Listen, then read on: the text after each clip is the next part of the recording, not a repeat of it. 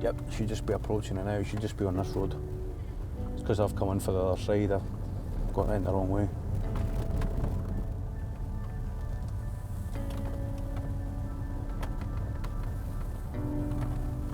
I remember this journey down here, and I remember these hills when I was in the ambulance. I remember going up and down them. I knew exactly where I was when I was in the ambulance. Like I say, when the accident happened, I don't remember most of it.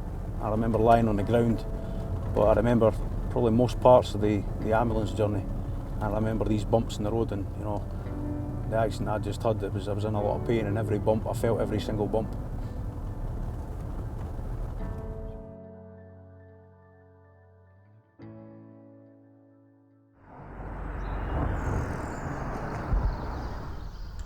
So we turned up at this address here in California, in Falkirk, and I got my ladder off the van.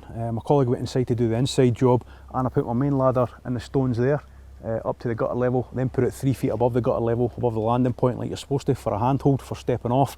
And I put my roof ladder next to it, tight into the chimney stack there, and put it from the gutter level up to the ridge. Now, I go up onto the stack, up the ladders, and I can see that you know, I couldn't sweep the chimney pot from the pitch of the roof. It's the pot on the right hand side up to sweep is too high. So I go up to the ridge level, and it's still too far away for me to see down. So I step off the ridge and onto the stack. Now it's quite tight up there, there's 8 pots, but I managed to get my feet as secure and stable as possible, and I start sweeping the chimney. Now as I'm taking the last rod and brush out the chimney stack, out the pot, my left foot goes, and I go head first off the stack, land on the pitch of the roof, and I start going at speed down the pitch of the roof head first. Now as I'm approaching that 3 feet of the ladder, I'm thinking this is going to stop me, but like I say earlier, I've not tied them on together, and as soon as I hit that ladder, the ladder comes over, and apparently I hit the van, and I go straight down from 33 feet down the pitch of the roof, off the edge at the gutter level there, straight down, and I landed on this pillar here. Now this corner of the pillar caught me in here under the arm. I was over that side of the wall, and I was facing the house. If that arm of mine wasn't over the wall, it was inside, I would have hit my head in the wall and I'd be dead. You know, as soon as I landed on the ground, the pain was a pain I've never felt before. It was agony, excruciating is a word I would use, and you know, that was why I was thinking, you know, I've only got a couple of minutes to live here. But when they put me into the ambulance, I remember saying to the paramedic, I said, you know, can you give me some morphine? I cannot handle this pain. And he said, you know, I've already given you morphine. You know, I've given you 10 milligrams. I can't give you any more because you might need operated on.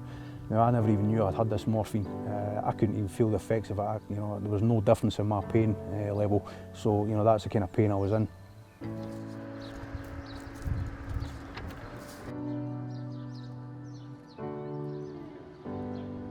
My name is Csaba.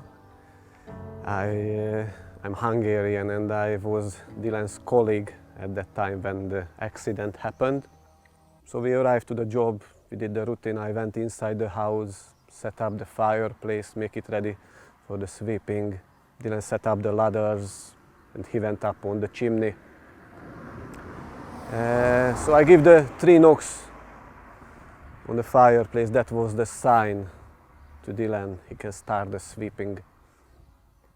And so nothing happened for a while, and just suddenly a big noise, very big noise.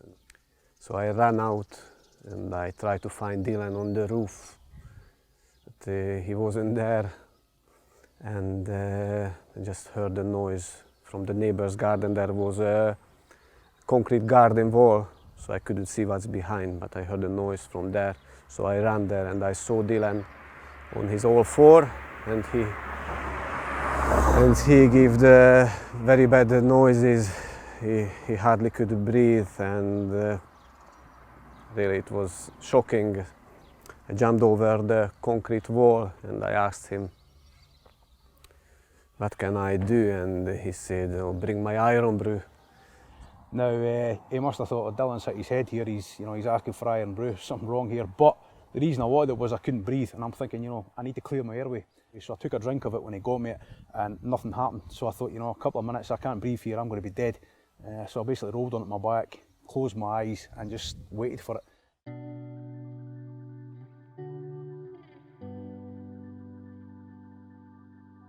Didn't think about our safety, did we? Because we knew what was going to happen if we went back to the office and told them we couldn't do a job. You get shouted at, you get sworn at, you're threatened with your job. Every single day you're threatened with your job, and that's what we went through every day. So you just got into this mode of working unsafely. And like I say, even though you knew it was wrong, the little voice in your head saying it was wrong, we always had that in the back of our mind that we've got bills to pay at the end of the week. After everything I've been through and what I know happens after an accident, I don't want it happening to anybody else.